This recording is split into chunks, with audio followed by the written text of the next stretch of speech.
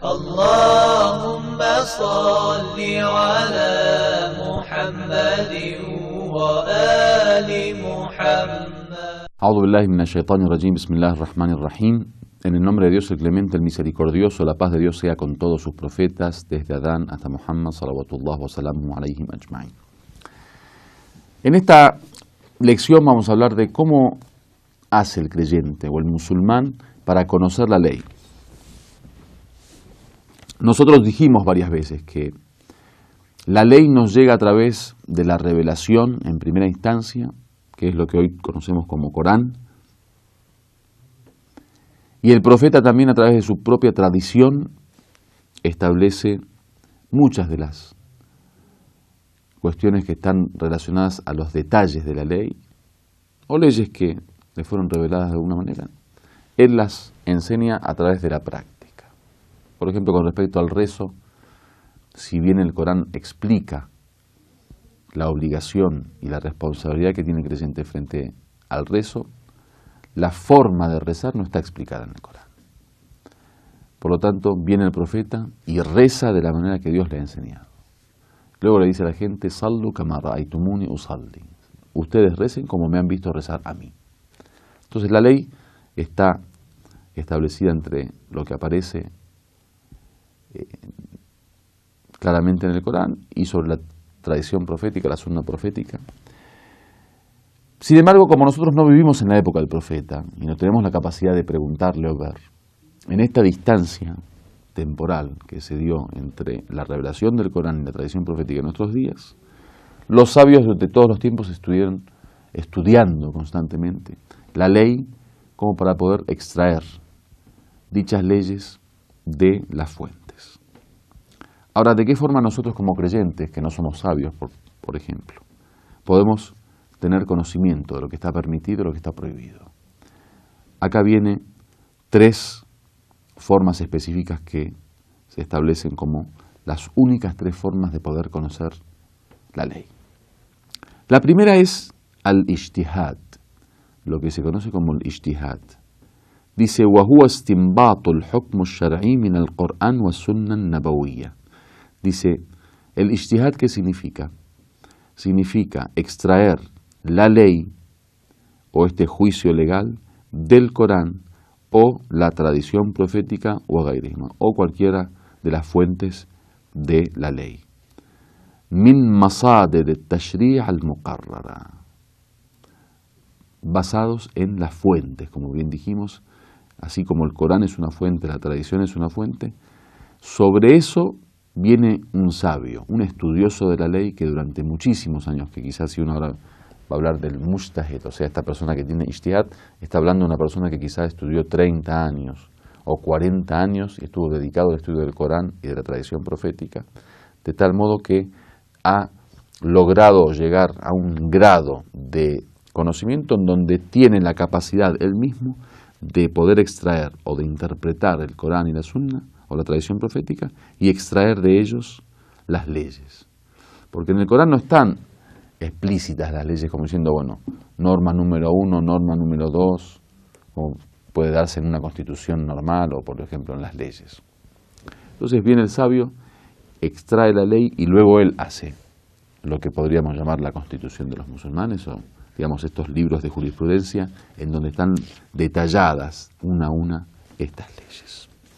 Entonces, la primera forma de conocer lo halal y lo haram, lo permitido y lo prohibido, es que uno mismo sea mujtahid, o sea, el ijtihad.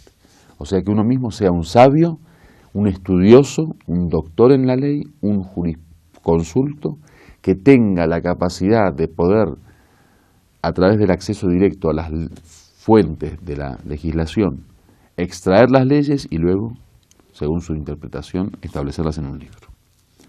Obviamente este es un tema muy difícil para el común de la gente. Primero por el esfuerzo que significa el estudio de la ley, de esa forma y con esa profundidad. Y segundo, por lo que significa también la responsabilidad y la dificultad. O sea, no solo es una cuestión de tiempo y de estudio, sino que también es una cuestión de una gran responsabilidad. La segunda forma es lo que llaman el ihtiyat, que significa la precaución.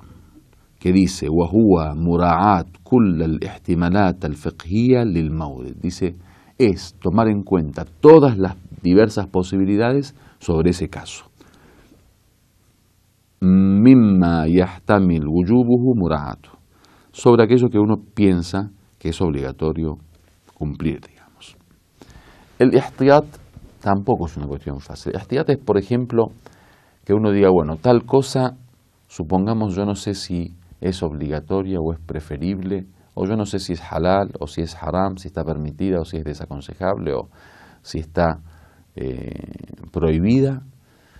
Entonces vengo, bueno, según mi conocimiento, según lo que escuché, según lo que leí, según los sabios, o según mi propia, digamos, capacidad, porque muchos que hacen ihtiyat son ellos en realidad mujtahid, tienen, digamos, bastante conocimiento.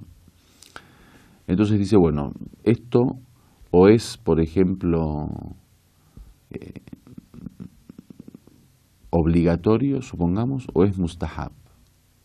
O sea, o es wajib, que hay que hacerlo sí o sí, o es meritorio. Entonces yo lo hago, cumplo con ello. Si fuera meritorio, puedo cumplir, puedo no cumplir. Pero como en las posibilidades puede ser que sea meritorio o que sea obligatorio, entonces tengo que cumplir con ello. O en los detalles, por ejemplo, hacer todo lo que uno cree que es obligatorio hacer para tener la tranquilidad de que cumplió con la orden de Dios. Que es un tema muy difícil. Muchos tienen conocimiento, por ejemplo, sobre todas las fatuas de los sabios y saben, por ejemplo, que tal sabio dice tal cosa, tal sabio dice otra cosa. Entonces tienen que tener la obligación de cumplir con todo lo que dicen. Por poner un ejemplo que se da siempre, si una persona está en una duda sobre si tiene que rezar completo el rezo o tiene que hacer el rezo del viajero, que es la mitad. En ese sentido, el ihtiyat dice, bueno, hay que rezar completo y hay que rezar la mitad. O por poner un ejemplo, si para un sabio eso se considera un viajero, tiene que rezar, como dice ese sabio, la mitad. Y para otro sabio eso se considera que no es viajero, entonces tienen que rezar los 4 siglos. Entonces tendría que hacer 2 veces el mismo rezo. Entonces es muy, muy complejo. Lo último tiene que ver con lo que llaman justamente la imitación at-taqlid. Que at-taqlid dice, وَهُوَ الْعَمَلْ إِسْتِنَادًا إِلَى فَتْوَى الْمُجْتَهِدِ الْجَامِعِ لِلشَّرَائِط.